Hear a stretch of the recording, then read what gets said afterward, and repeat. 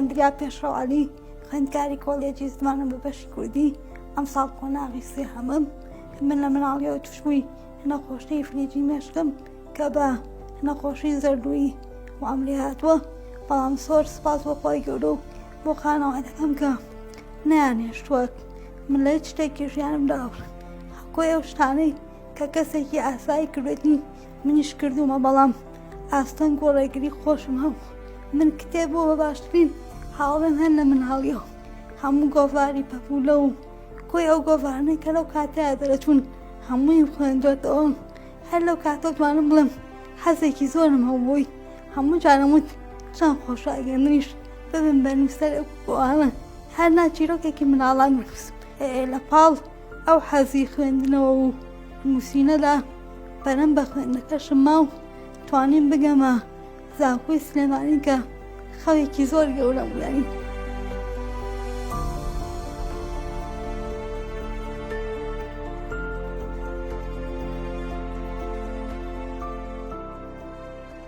سپاس بەخوا لە ساڵی پارە بە هاوکاری ڕێکخراوی ئاشای مرۆیی خاتف شارا و کاکی واکۆی و ئەو هاوڕێیانەی تر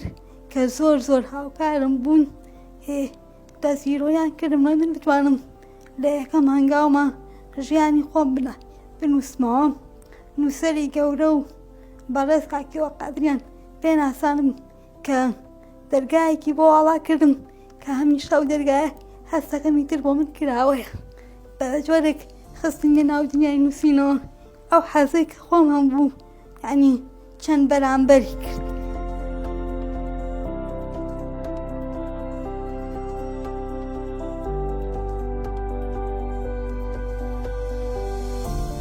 ئەندریا هەر لە سەرەتای مناڵیەوە کە هەستمان پێکرد کە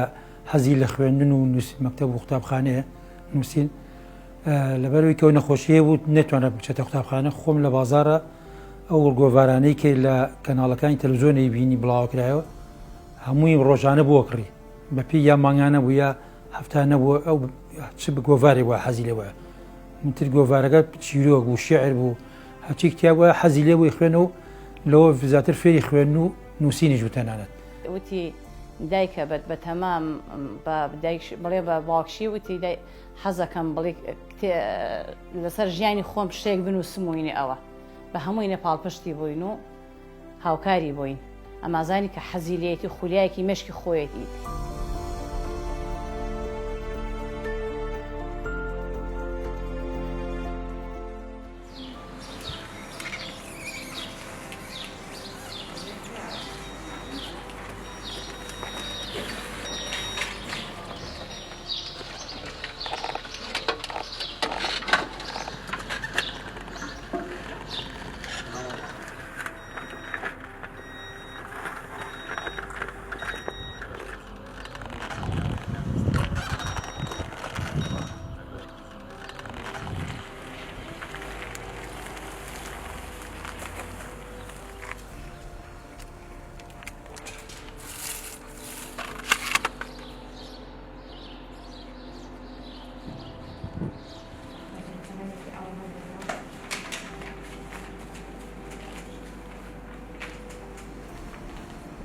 قبوڵیام کردووە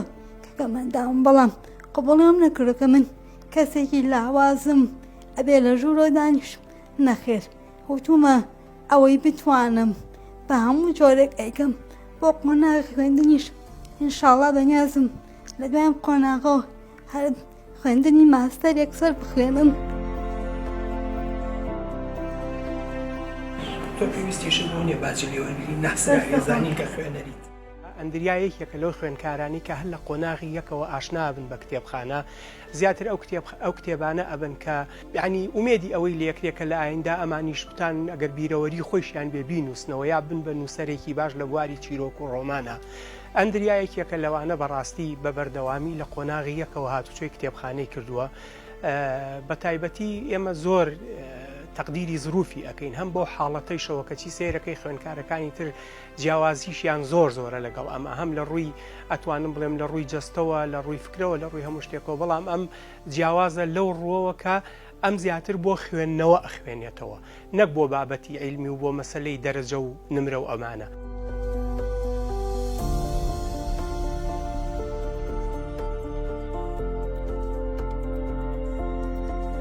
ئەندریا 3 ساڵ لەمەوە پێش بۆ یەکەمین جار کە هاتە ناو زانکۆ بینیم خاوەنی جوانترین زەردەخەنەیە، دڵی بە دنیا خۆشە، گەشببینە، ئەوە زۆر دڵی خۆش کردم. بەڵام ئەوەی زیاتر لی نزیک کردمەوە وردی و گوێگرتنی لە پۆلا، زووەرگرتنی زانیاریەکان لە پاڵیشە، توانای نووسین.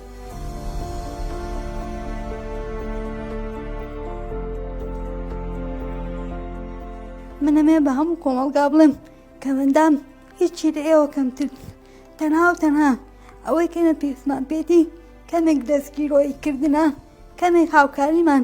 زیاتر وێ لە کەسانێکی